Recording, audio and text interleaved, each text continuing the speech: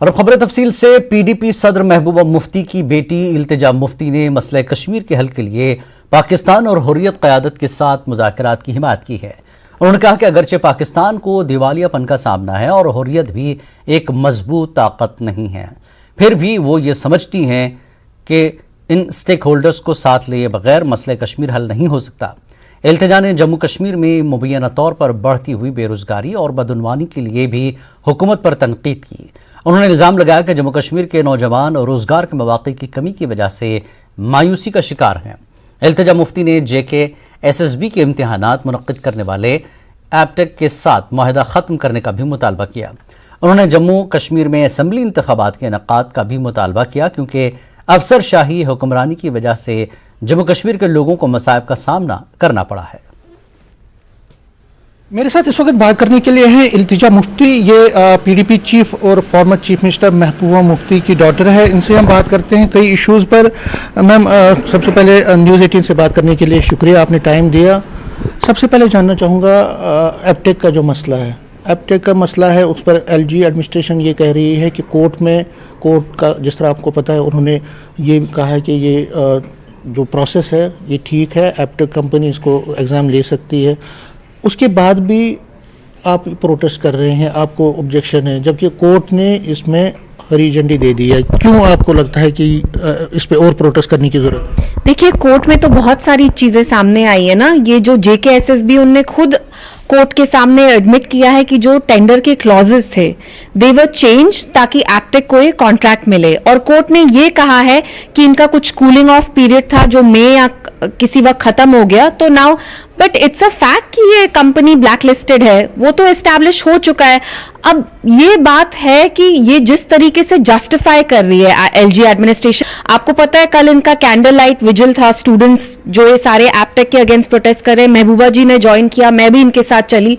इतना ये प्रोटेस्ट कर रहे हैं, उसके बावजूद LG एडमिनिस्ट्रेशन टस से मस क्यों नहीं हो रही है?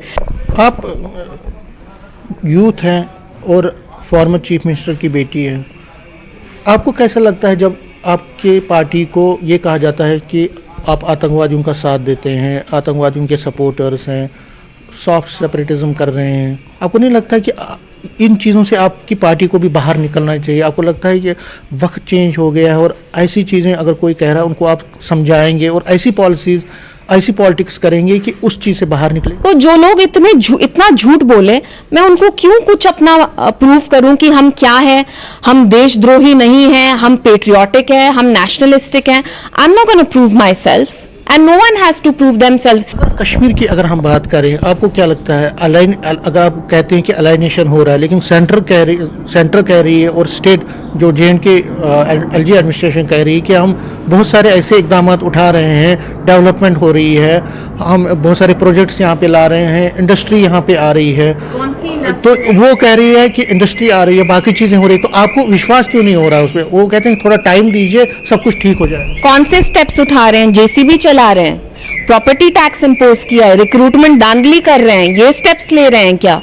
वो तो चाहते ही नहीं है कि ये जो ट्रस्ट डेफिसिट हो गया वो इसे ब्रिज करें। अगर ब्रिज करना चाहते, अगर विश्वास जीतना चाहते, लोगों का दिल जीतना चाहते, तो विश्वास और प्यार तो आप डंडे से नहीं जीत सकते ना। बीजेपी कहती है कि देखिए इमरान मलिक को, वो क्रिकेट में वो जम्मू कश्मीर का एक मुस्लिम है, हम मुस्लिमों के लिए बहुत सारे, अगर कोई वेलफेयर स्कीम्स दे रहे हैं तो हर एक को उसका फ़ायदा हो रहा है, तो ये हिंदू मुस्लिम की बात क्यों कर रही है PDP? आपको नहीं लगता आपको भी इस चीज़ से आगे निकलना चाहिए? सबसे पहली बात, आपने वेलफेयर स्कीम्स की बात की, मैं आपको बताना चाहती हूँ कि जो HRD मिनिस्ट्री है उसने 2 महीने पहले ही अलीगढ़ मुस्लिम स्कॉलरशिप्स जो होती थी 2-3, जो मार्जिनलाइज माइनॉरिटीज फैमिलीज जो हैं, उनके ब्राइट जो बच्चे हैं उनके लिए स्कॉलरशिप्स थी, वो स्क्रैप कर दी गई। क्यों स्क्रैप की मुझे नहीं पता। तो जब आप वेलफेयर स्कीम्स की बात करते हैं, उल्टा हो रहा है। जो माइनॉरिटीज के लिए स्कॉलरशिप स्कीम्स थी वो बीजेपी अब खत्म करिए। दूसरी चीज, सर, मैं मुसलमान होने से पहले एक इंसान हूं। अगर आप इंसान के बच्चे नहीं है तो फिर आप मतलब कुछ कह ही नहीं सकते। बट जो हो रहा है, जो जाहिर सी चीज है, मैं उसी को स्टेट कर रही हूँ। मैंने जब पहले इंटरव्यू किया था, जब पहला दिया था पिछले साल, तो आपने कहा था कि पाकिस्तान के साथ बातचीत करनी चाहिए, हुर्रियत लोगों के साथ बातचीत करनी। पाकिस्तान की हालत आपने देखी, वहाँ क्या हालात हैं? वहाँ इमरान खान उनसे लड़ रहा है, भूखमरी की कगार पर पाकिस्तान पहुँच गया है। यहाँ पे जो हुर्रियत है वो कहीं दिख नहीं रही है, तो बातचीत किससे की जाएगी? Whether it's India, Pakistan, people of Kashmir, they are crucial stakeholders if you want to resolve. अगर आप जम्मू कश्मीर के मसले को रिजॉल्व करना चाहते हैं तो ये तीनों स्टेक होल्डर्स हैं. अब पाकिस्तान की हालत financially, I know they're on the verge of bankruptcy, but that doesn't change the fact that they're an important stakeholder. और मैं उनकी स्पोक्स पर्सन नहीं हूं. जब मैं बोलती हूं तो कहा जाता है आप पेट्रियोटिक नहीं है. हम आपको फैक्ट बता रहे हैं. They are part of the solution. You will have to involve them. कि आप क्या कब फॉर्मली एक्टिव पॉलिटिक्स में आ रही हैं, क्योंकि बहुत सारी ऐसी चर्चाएं भी हमने सुनी है कि इल्तिजा अब बहुत जल्द एक्टिव पॉलिटिक्स में और एक अच्छे जो पीडीपी में एक अच्छे पोस्ट पे जा रही है. कब से सुन रहे हैं आप ये? 2-3 साल तो हो गए ना.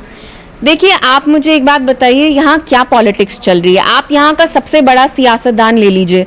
जो वो कर रहे हैं और मैं कर रही हूँ उसमें क्या फर्क है? ज्यादा से ज्यादा यहाँ आजकल के जो सियासतदान हैं वो प्रेस स्टेटमेंट दे पाते हैं, ट्वीट कर पाते हैं. उससे ज्यादा वो क्या कर सकते हैं? हालांकि जो पॉलिटिशियन का काम होता है वो सड़कों पे you hit the streets, you talk for your people, you know. But यहाँ पे तो कोई पॉलिटिक्स चल ही नहीं रही है. तो मुझे समझ में नहीं आता कि इतनी क्यूरियोसिटी क्यों है. लेकिन जब और कभी अगर मुझे पॉलिटिक्स ज्वाइन करना पड़ेगा तो मैं, I am a very straight forward person. अभी मेरा ऐसा कोई प्लान नहीं है. And I think the issue is bigger. It's not about when Iltija will join politics. अभी जम्मू कश्मीर बहुत मुश्किल दौर से गुजर रहा है. We should be more sensitive and it should be more about the people. This is not about me right now. जो फारूक अब्दुल्ला ने, उन्होंने कहा कि हम इलेक्शन कमीशन से मिलेंगे यहाँ जल्दी से जल्द, तो आप भी इलेक्शन की डिमांड करते हैं अर्ली इलेक्शन? देखिए, as far as the larger issue of Jammu Kashmir is concern, election is no solution. यहाँ बहुत इलेक्शंस हुए हैं, लेकिन पिछले 4 साल से यहाँ डेमोक्रेसी ऐसे सस्पेंड की गई है that it's obviously like harming people. Because यहाँ आपके अपने रिप्रेजेंटेटिव्स नहीं है. जैसे मैंने आपको कहा, बाबूडम हो गया, पूरे ब्यूरोक्रेट्स एंजॉय कर रहे हैं power without any accountability. So at some point they should have elections, ताकि इनके अपने रिप्रेजेंटेटिव्स हों, अपने एमएलएज हों जो रिस्पॉन्सिबल हों, अकाउंटेबल हों. But is election a long-term solution? Is it the solution for the problem of Jammu and Kashmir? Certainly not. PDP कोशिश कर रही है जम्मू में भी अपनी जनाधार बढ़ाने की, और आपने कोशिश की, आपके जो ग्रैंडफादर थे मुफ्ती मोहम्मद सईद साहब, वो भी बहुत कोशिश करते थे. मैडम भी, आपकी महबूबा मुफ्ती भी कर रही है. लेकिन जम्मू में जो तासुर दिया जाता है कि आप कश्मीर सेंट्रिक है, तो आप एक यूथ हैं, आप नई चीज़ों के साथ वाबस्ता, आपका एक्सपोजर ज़्यादा है. तो आपको नहीं लगता है कि जो पॉलिटिशियंस हैं, चाहे कश्मीर सेंट्रिक पॉलिटिशियंस हैं, जो कश्मीर में पॉलिटिशियंस हैं, उनको अब ये देखना पड़ेगा कि पूरे जम्मू कश्मीर के लोगों की बात करें, उनके एक्सपेक्टेशन पे, न सिर्फ एक रीजन से कन्फाइन हो? सर, मुझे एक बात बताइए, अगर पीडीपी वाकई में टोटली मतलब कश्मीर सेंट्रिक होती या कम्युनल होती तो हम भाजपा के साथ गए होते. क्यों गई पीडीपी भाजपा के साथ? क्योंकि उनके पास जम्मू का मैंडेट था, ओवरवेलमिंग मैंडेट था. तो ये एक बिल्कुल गलत एक मिसअंडरस्टैंडिंग है कि पीडीपी शायद एक कम्युनल जमात है. It's absolutely secular.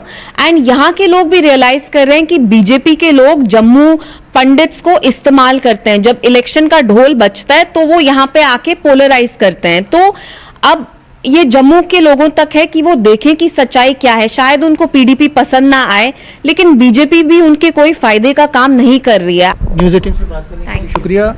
तो इल्तिजा मुफ्ती बेबाकी से अपनी बात की, और इनका कहना है कि जम्मू कश्मीर में जो हालात हैं, जो दावे किए जाते हैं, वो हालात इस तरह ठीक नहीं है, अभी इतने ठीक नहीं हैं. दूसरा, उन्होंने कहा कि जो एपटेक का मसला है उसको जल्द से जल्द सॉल्व करना चाहिए. उस कॉन्ट्रैक्ट को ख़त्म करके जो रिक्रूटमेंट प्रोसेस या एग्जामिनेशन प्रोसेस है उसको डिले करके नए एग्जामिनेशन लेनी चाहिए. और दूसरे इश्यूज़ पर भी उन्होंने बेबाकी से बात की. कैमरामैन साहिबा के साथ में समीर भट्ट, न्यूज़ 18 जम्मू.